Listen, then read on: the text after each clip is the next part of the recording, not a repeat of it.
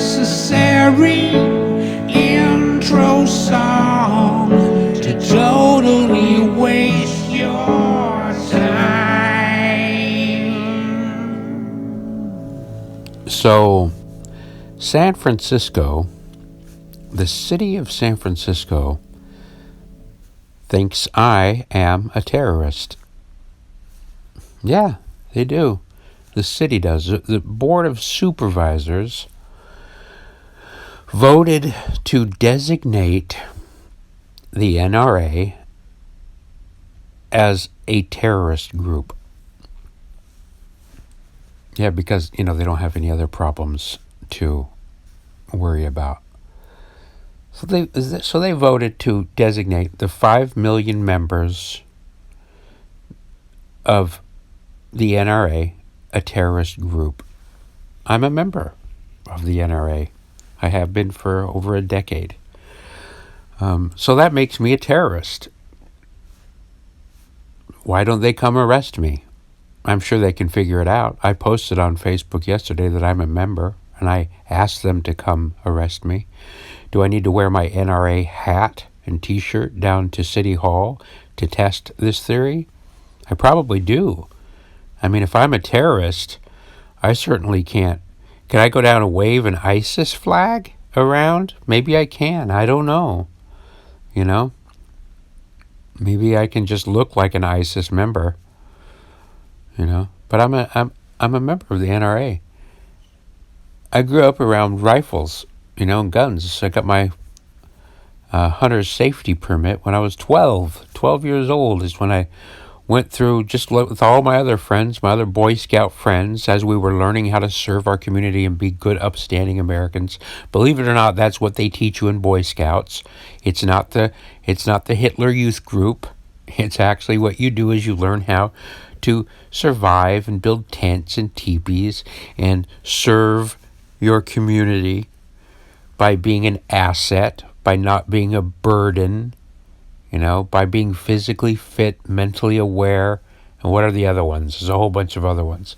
You can read it up. I could Google. Jamie? Google that for me. I need a Jamie. I do need a Jamie. Everybody needs a Jamie. Jamie? Look that up. But yeah, while you're figuring out how to be an asset to your community, you also learn hunter safety. Learn how to operate a gun, to aim correctly, how to not point it at your friends, to keep it pointed in the air, to load it and clean it. Hunter safety, And the NRA is kind of probably mostly former Boy Scouts, police officers, hunters, people who are assets to their community. People who watch and keep their community safe. These people aren't the criminals. Guess who's not in filling the jails? NRA members. They're not. No. NRA members are like the Moose Lodge members. They're not outlaw biker gangs. But not according to SF. They are a terrorist organization, like ISIS, like the IRA, terrorist organization. How do I test that? Should I just go down there? Should I hand myself over to the police? Should I go surrender to the sheriff? Is that what I should do? I mean, if I'm a terrorist, if they've designated me a terrorist, doesn't that make it so that all my neighbors are justified in doing whatever they can do to stop me? I mean, if you know that a member of ISIS, an active member of ISIS is next door, hell, wouldn't you have a right to light their house on fire or to break their leg or somehow inhibit them from carrying out their acts of terrorism? Aren't the responsible citizens of San Francisco now compelled to stop me in my tracks, to stop me from being a member of this terrorist organization?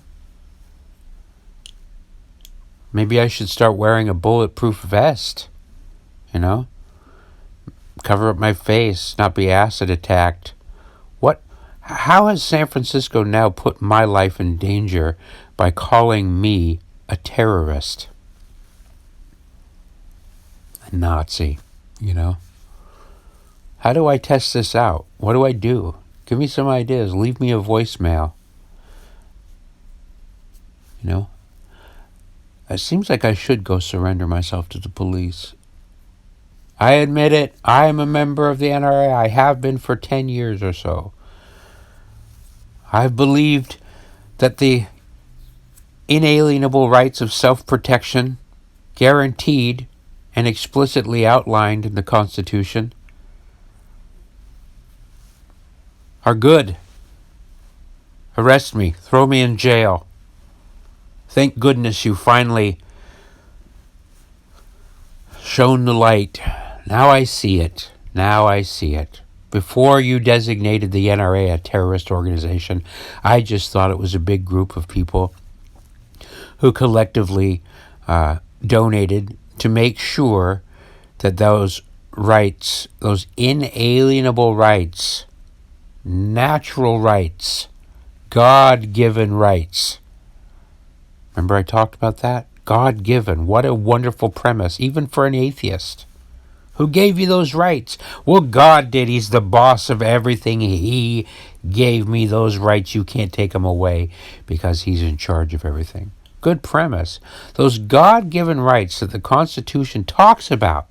Remember, when they say God-given rights, they don't say we extend a right to you. You don't give someone a right, right?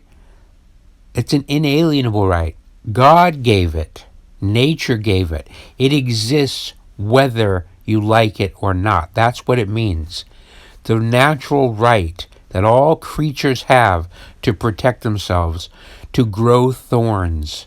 Some organisms grow thorns. Others grow big long teeth. Others, there's a million ways that others grow poison that excretes from their skin, There's a million different ways, that inalienable ways that natural organisms use to protect themselves. There's a right to protect yourself. It's inherent. It's automatic. It's natural. Prostrating oneself and giving up and submitting to a predator is not. That's not natural. Of course, faking dead, that's one way to do it. Pretend you're dead. You have an inalienable right to pretend you're dead already, hoping that your captors, that the predators who wish to do you harm, will pass you over and you can live to see another day. It's an inalienable God-given right to protect yourself. That's what that's for. That's what the Constitution means. And it kind of bothers me that we have the First and Second Amendment. What those are clarifications for people who are too dumb to understand the concept of the poetry of the bulk of the Constitution. An intelligent person can read the Constitution and understand, oh, I get it. Inalienable rights, God-given rights, the pursuit of happiness. The government's not there to infringe upon that.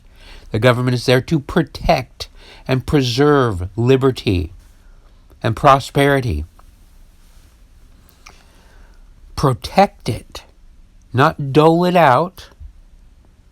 It's not doling out rights. It's not granting rights.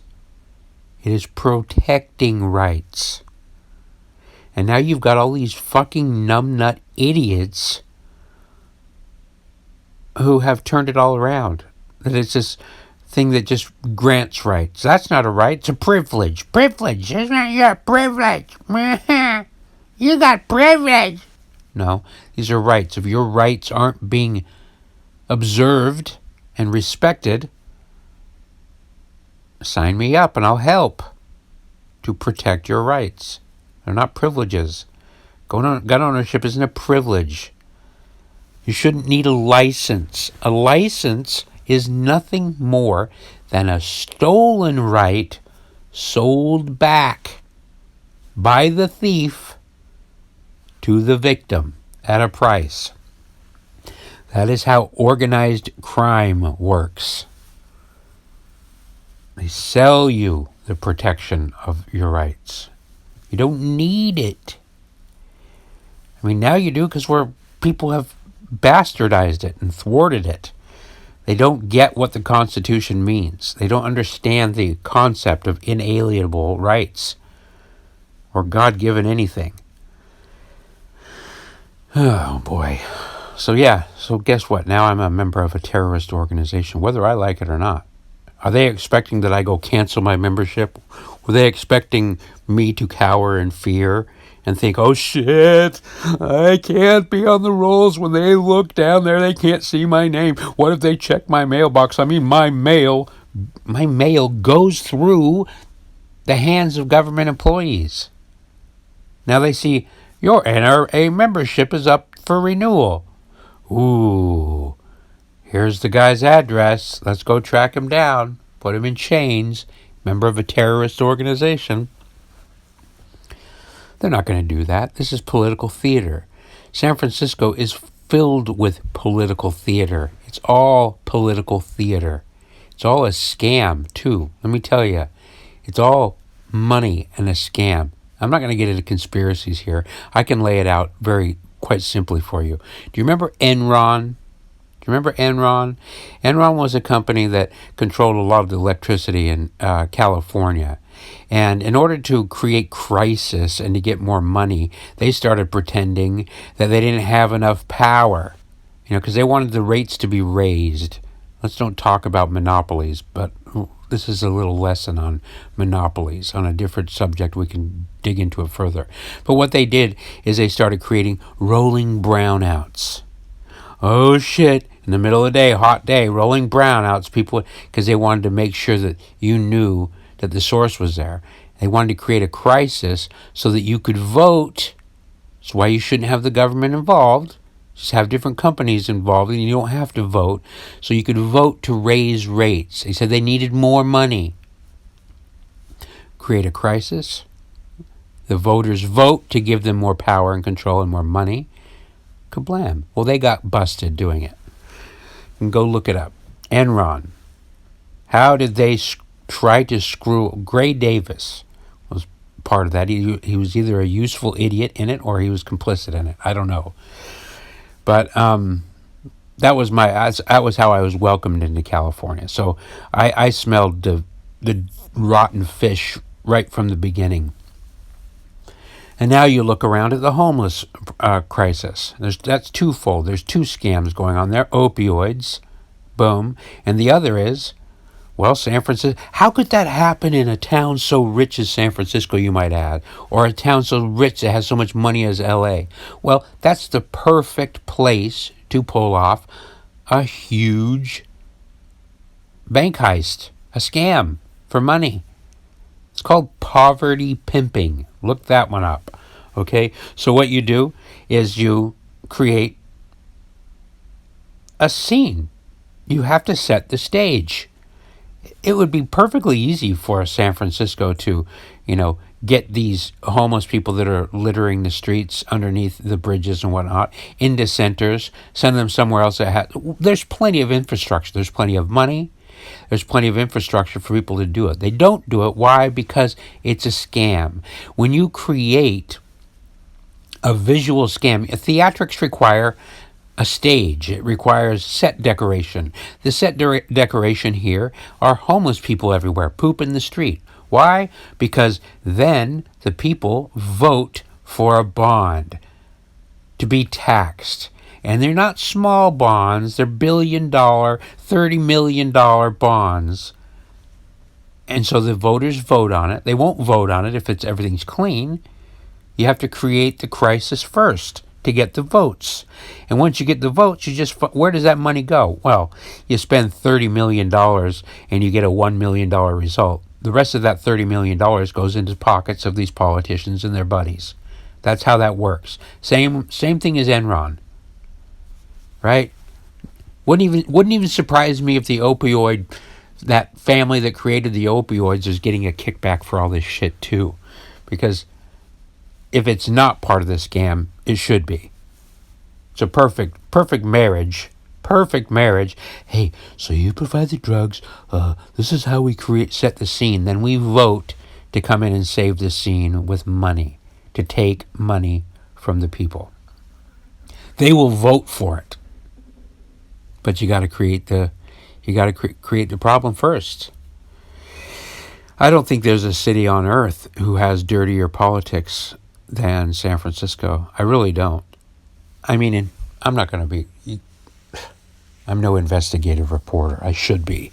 It would take me probably 20 minutes to get to the bottom of the who's, what's, why's, and how's, you know. But this is a dirty city, too. Oh, my God. Talk about the shrimp boy and dirty politics and gun running, and you name the political scandal, and it happens in San Francisco. It's just a dirty, dirty political town. And you know who else is in on it? The media. And I know this perfectly well. I know a lot of the media people, the writers of The Guardian and the SF, what the fuck is that other one? Whatever, the big SF paper. I've been interviewed by one of them. One of them was passed out in my house, and he told lies about me in his article. You know? I've watched it. San Francisco is insane. It's run by criminals. Poverty pimping is a real thing. And now they've designated me, an upstanding citizen who doesn't break the law, as a member of a terrorist organization. They have no interest in playing fair. They have no interest in being reasonable. They have no interest in the truth, justice, nothing. It's all power and control. It's true. And so when you see the NRA protecting, lobbying to have this inalienable right to self-protection against the government. Oh, God. And, you know, I hate this topic so much because I'm surrounded by idiots to such a degree that whenever you say, this is the right to bear arms was literally to protect yourself from the government. It falls in perfect line with the whole Constitution to begin with, the whole history of the country. This is a group of people who left, who rejected the crown and said, fuck you, England, we're doing things our own way. We got our weird religions, and we want to practice them the way we want to. So they bailed. They got in boats and crews. They said, we're out of here, motherfuckers. And when England tried to follow them over with the redcoats, they didn't have it. These were guys that were involved in guerrilla warfare. They didn't even wear uniforms. They were as what we like to describe terrorists now. They don't even wear uniforms. You can't even identify them. That's right. They were doing guerrilla warfare. Our founding fathers were involved in guerrilla warfare. Revolutionaries. Right? They almost had things in common with the left. You know, anti-authoritarians. We're out of here. Fuck you, queen, king, royal family. Fuck that shit. We're out of here. And when they fought, when the British came over, they didn't even fight fair. They didn't line up, you know, to shoot. They didn't follow. They hid in the woods. They snuck and crept through. Wait till you see the whites of their eyeballs. I don't know who said that. But different times. These were revolutionaries. They were saying, no, we don't want that. These were anarchists, basically. Or as close as you can come. We want to set up a small, tiny government that will never overstep its bounds. That's what the Constitution is. Not government not overstepping its bounds. protecting liberty, protecting individual liberty. Guns are part of that. It's spelled out. These stupid fucking idiots that can't read the Second Amendment, they don't need to. You shouldn't need to read the Second Amendment. It's just basically clarifying for idiots what is already protected by natural law. To protect. But dude, come on, man. The government's got drones and nukes, man. Your fucking rifle ain't gonna do shit. Oh, apparently you know nothing about war. Nothing. That's not how war works, man. You know what happens when there's a civil war in the United States of America? First of all, the armies split up. First of all, the armies don't follow the lead. If you get a leader that says, hey, go over and disarm this population, go over and disarm your brothers and sisters, first of all, half the army says, no thanks. Police forces say, no thanks. Why? I mean, look what happened in Philadelphia recently. That's one guy with one gun. Look how long that took.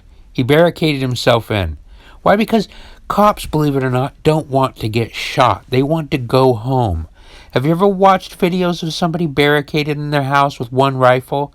How many cops are outside? Imagine that 400 million times. That's how many guns there are. They don't just barge in. Every war turns into a ground war. They all do. You ultimately have to go door to door. And when there's no rifles or guns in there, it makes it very easy. When even one guy with the rifles in there, slows the whole process down dramatically. Look at the Bundy Ranch. Look what happened there with those people. It slows it down. They won there. Okay? So your stupid idea about these drones, you don't just find some guy or president or governor that just says, let's drone bomb the whole city. Yeah, it doesn't work. His cousin lives there.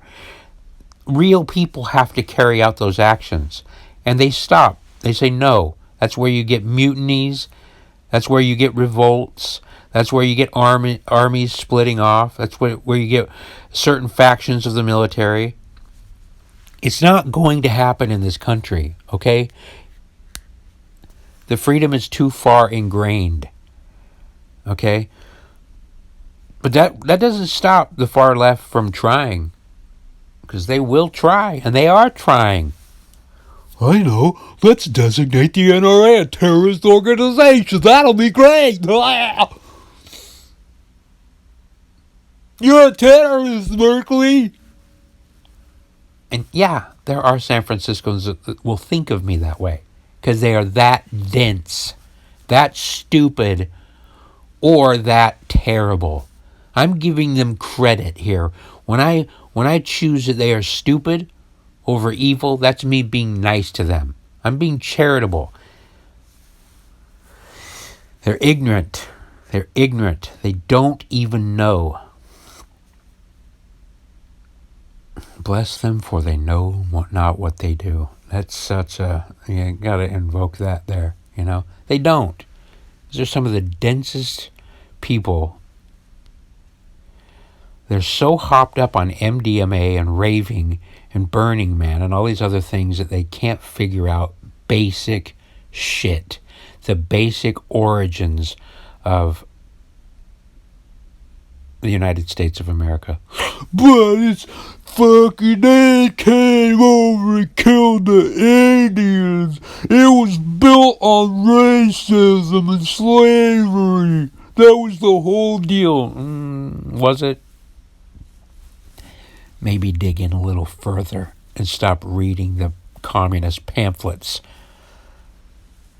You fucking idiots. You're a member of a terrorist organization. Why should I listen to you? You see what this creates? You see how they're escalating this? They're forcing it. They're forcing it. They're pushing it to a boiling point. That's what they want to do.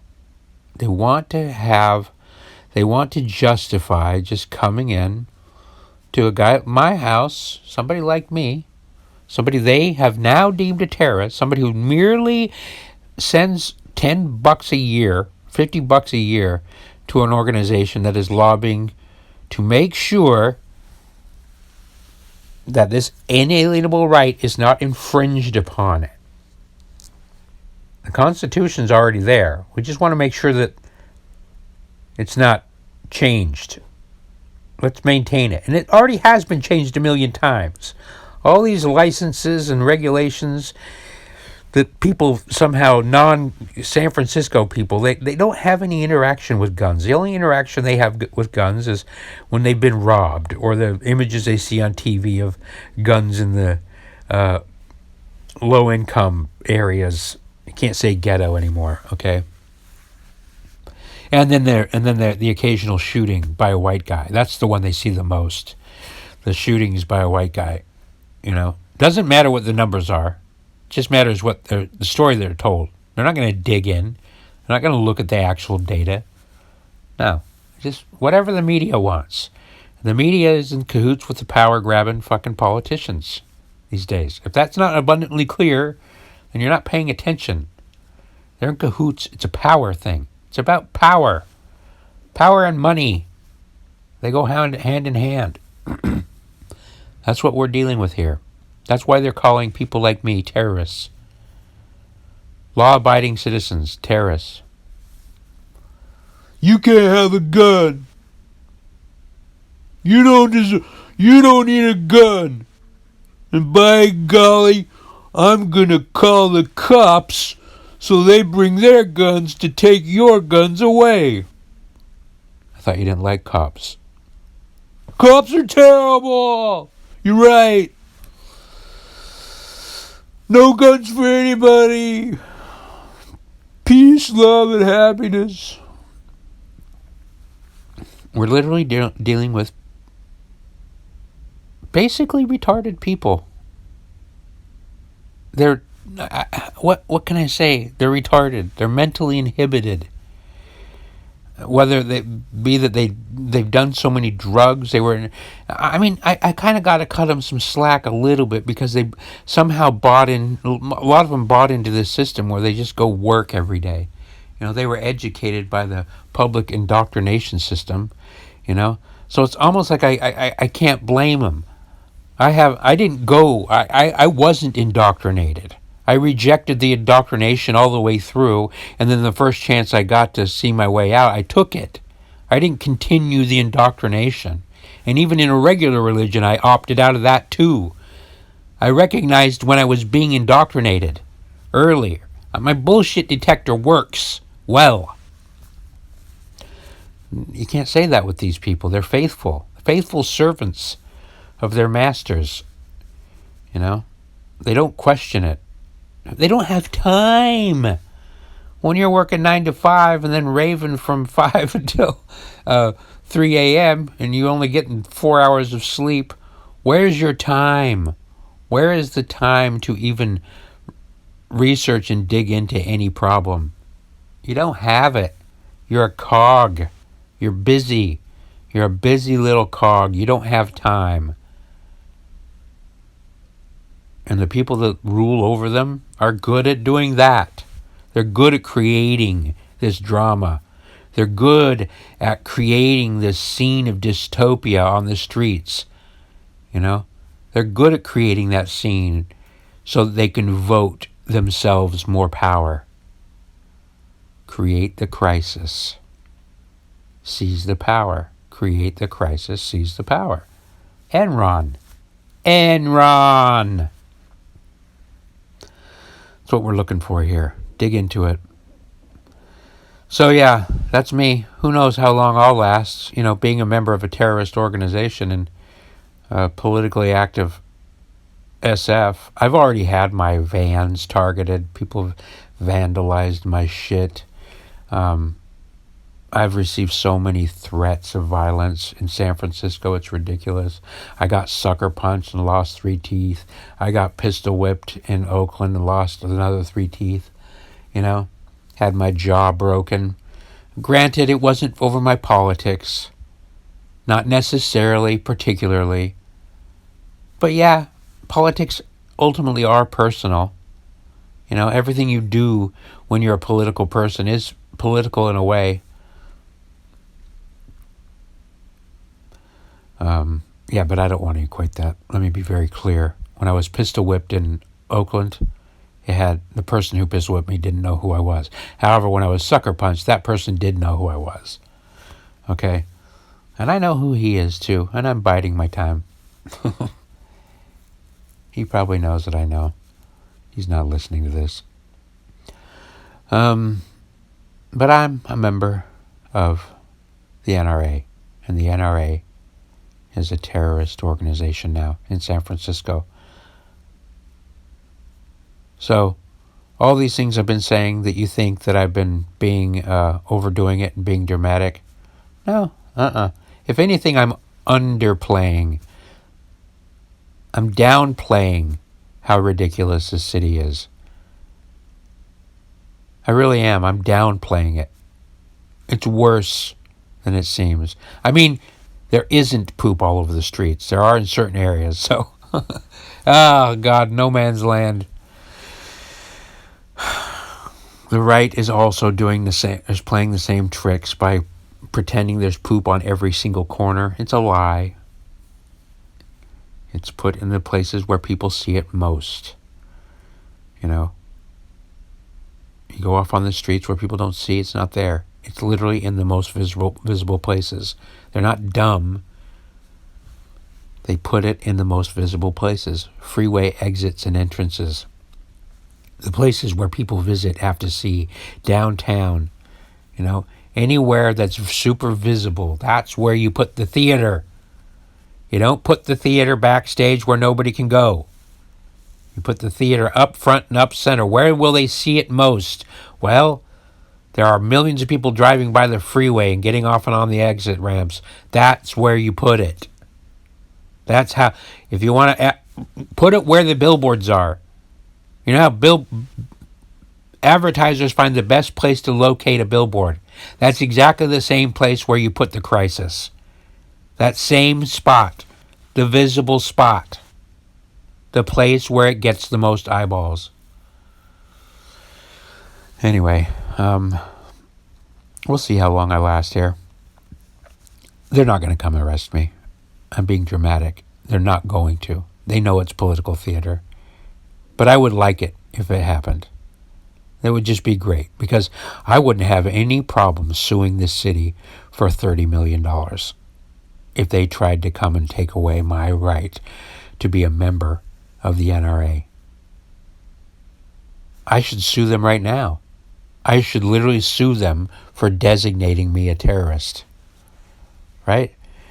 This is when I wish I had my law degree. Because if I did, that's exactly what I'd be doing. I'd be filing suit right now,